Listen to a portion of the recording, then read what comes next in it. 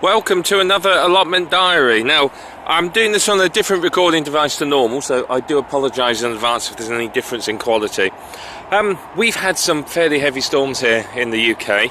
It's been battered by Storm Desmond, and we've had pretty much 2 weeks of solid rain. We're quite fortunate where we are, is we've not been flooded, but there are areas of the country that are under an awful lot of water at the moment, so we really do feel for them.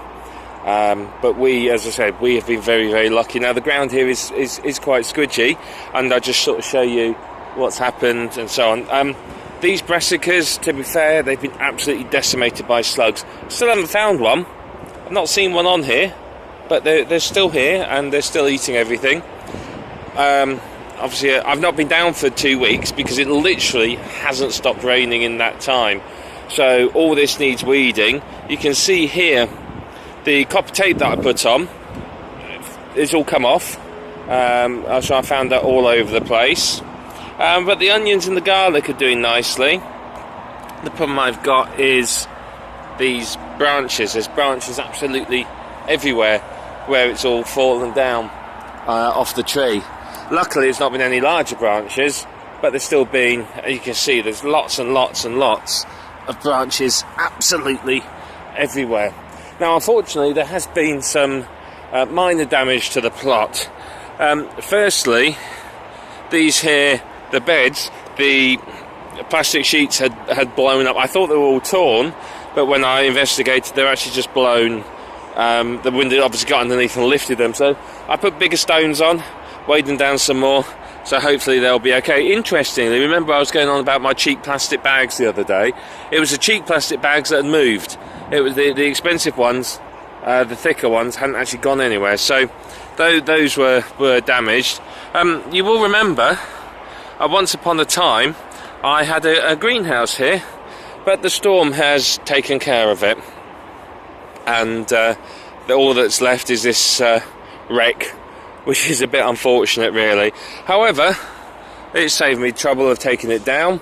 All I've got to do is put all this in the car now and take it to the tip. There's the cover's blown over there, which I've just weighted down, and it will kill off some of the weeds under there. On the bright side, I haven't really looked in the greenhouse. I have found tons and tons of pots in the greenhouse. There's loads and loads of them, and they were growing a fantastic collection of weeds.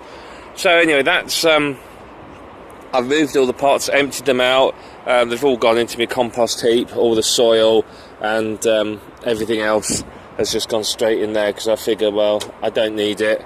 I'll replace it all. What I did notice is it's gone down now. It's down this back here.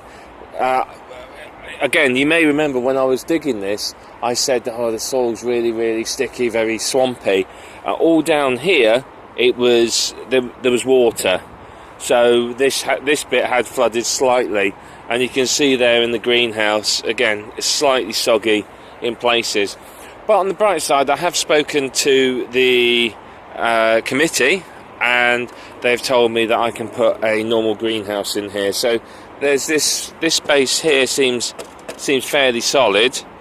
So I'll take the raised bed out, or whatever that is. I'll take that out, I'll move it down the other end and reuse it. And then it's going to be a proper greenhouse. I think that's probably about 8x6 ish, to be fair, looking at it. So that would be really handy if I can get that in place. So again, because of the way the wind comes, the door's going to go down the far end over there, because the wind tends to come from the other side of the allotment.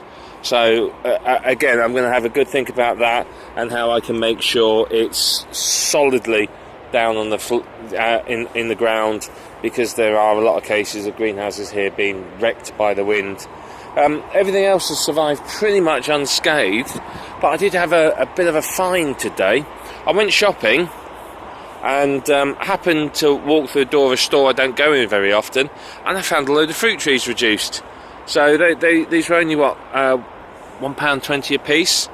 So absolutely fantastic bargain. Now, the only problem with fruit trees is when you buy them and they're reduced, that can often mean that they're dead. So what you need to do again, hopefully you'll be able to see this, is you just use your finger and just very gently do a little scratch on the surface. And if it comes out, look, see that green underneath? That means it's okay, it means it's alive, so you can rescue the tree. If when you scratch that, it's brown underneath, then don't buy it. Now, I went through there, had a couple of Victoria plum trees. I thought, oh, I like Victoria plums, but unfortunately, when I scratched those, they were dead. So I've got Brabham, Opal Plum, 2 Brabham, and a Jonagold. So plenty of different types of apples there. So I was going to do some digging today, but I think I'm doing stuff with these now. Exactly what I'm doing with them, I don't know yet. I haven't thought that far ahead, which is a bit silly of me, really. They may well go into pots for now, and then sort of... What I was going to do was put them along here. But trouble is I know along here the soil is really, really bad quality. So the soil doesn't go very deep and it's very stony. So what I might do there is I've got a load of pots that have had the bottoms cut out. So I may well put them in those pots, sink them in the ground, and then at least they've got a sort of a fighting chance. So I may put one across there as sort of like I was talking about a stepover apple. So I'll probably do that there.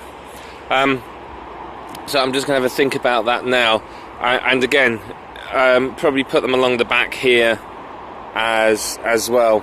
I do need to go and get some more weed killer. Mine's disappeared. I'm pretty sure I've left it on the plot and somebody's wandered off with it. I'm pretty sure I didn't put it away properly last time I was here. But you can see there's some weeds coming up here in between the weed membrane and down the side of the plant, the raised bed. So they just need a quick squirt with weed killer. So I'll get some more this week and I will come and do that.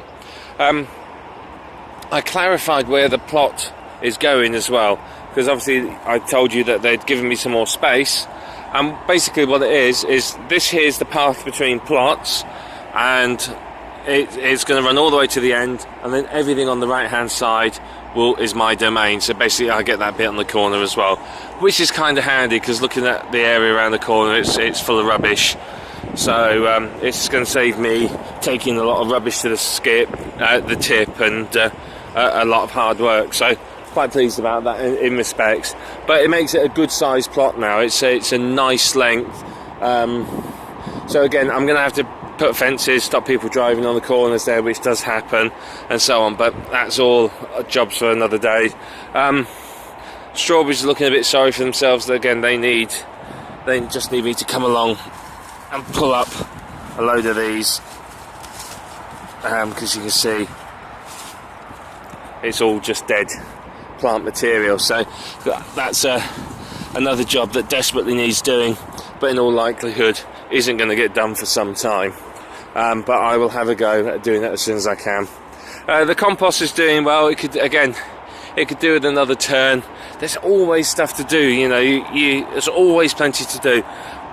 My goal is by springtime, though, is for this to be low maintenance. By spring, I want everything sorted so that it's very, very easy. I've got my nice paths, I've got all my beds and everything else, so it's going to be very easy for me to look after everything. That's what I'm aiming for. Whether it actually happens is another matter. It really, really does depend on the weather. Now, it did look lovely this morning, blue sky, absolutely gorgeous, but unfortunately now it's starting to cloud over and get cold again. So I'm going to get on and do as much as I can. Hopefully you are okay wherever you are, and your plants and your growing area is also fine. So I will update you again very, very soon, and let you know what's happening with the fruit trees, and keep you updated on progress with the plot. So I'll talk to you soon. Have a great week. Okay, now there's the first tree in. It's the Jonagold. There is a label there. A stake that's pushed quite far down to just help support it, and there's a bottle there that I've cut the bottom off, taken the lid off, pushed it in the ground near the roots, because obviously there's weed membrane all down here. So the idea behind this is that I can put the water in the bottle and it will seep out into the soil directly to the roots of the tree. So it's had a good soak in a bath of water and is put in the ground. So now it's over to the tree to do its business and to grow. So I'm going to get the next couple in now, and I think 2, to be fair, are likely to end up in pots purely down to the lack of time, because actually it's fairly time consuming planting these.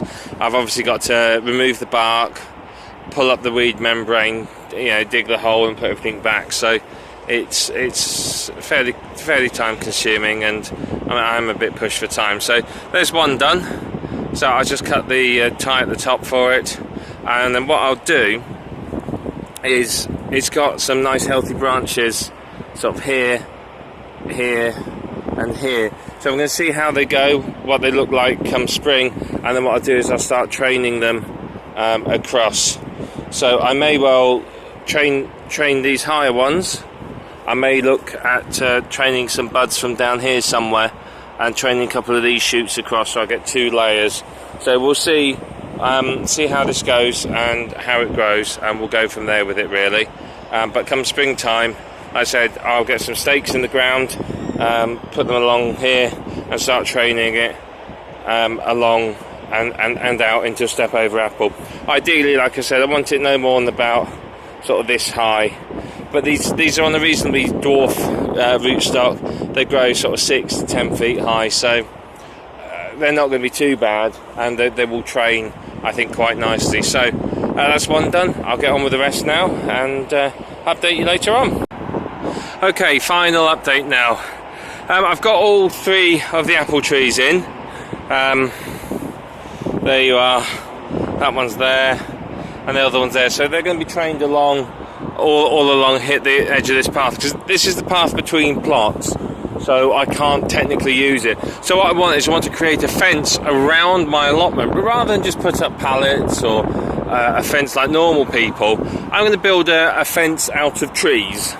So I've done this, and that one there will extend probably to the end of that raised bed, maybe a little bit further, but I want the area in front of the shed kept free so that I'm not struggling to get things in and out of the shed, and I've got space to move. So they're all looking good. I haven't got enough plastic bottles to put in the ground, so I will get some from home and put them in there. Now the apple trees require pollinators, obviously, and I have checked that they will pollinate each other. The John o' Gold there can be pollinated by Braeburn, and the Braeburn can be pollinated by another Braeburn. So I'm good there. I've got my apple tree sorted. The crop for these will be ready October, but I'm not likely to see any next year. It's going to be the year after. So this is a bit of a long-term project. So these, as I said, these are sorted and they're ready. Unfortunately, the weather's starting to turn now, so I am going to be heading off in a minute. Rather than put these ones in the ground right now, what I've done is I've just put them in pots for now.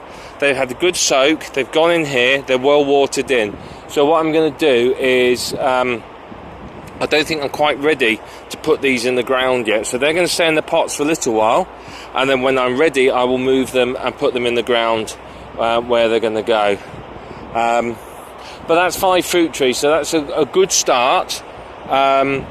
So I've really got to get clearing now, get work on the rest of the plot, so I can clear that end, get the rest of the trees around there. I'll buy some more perhaps in the spring, and get going. But to give you an idea, I could buy a step over apple tree, and it's going to cost me probably, the cheapest I've seen is about £35, which is a lot of money. And when you think I'm going to need maybe a dozen trees to build my fence properly, you're talking quite a lot of money there. It's 400 something pounds.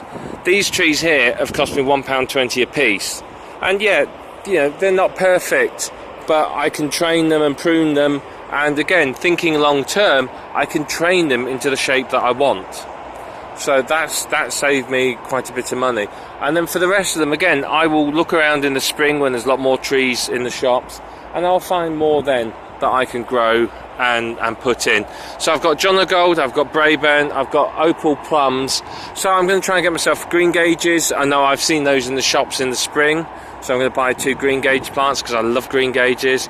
I also want to find myself a couple more varieties of apples, maybe a couple of cooking apple trees, and so on. So I really want to build up, like I said, this sort of living fence round the allotment, so that you know, rather than just a boring fence, it's going to be something exciting and something interesting. What I'm also going to do in places is I'm going to use pallets as planters, so I could plant herbs, strawberries and so on in these vertical planters, which will be made out of pallets. So I'll show you all about those when I start doing them. But for now, it's goodbye from me. I'm off for the day, and I'm going to leave my trees to settle in. I'll come and check them in a few days. As I said, not likely to see any movement for a while with them, so it may well be springtime before I actually know whether they've taken or not. But we'll see. As I said, fingers crossed that they will, but I will certainly keep you updated and let you know how it's all going. So good luck in your garden. Hope you and your plants are doing fantastically, and I will talk to you again very, very soon.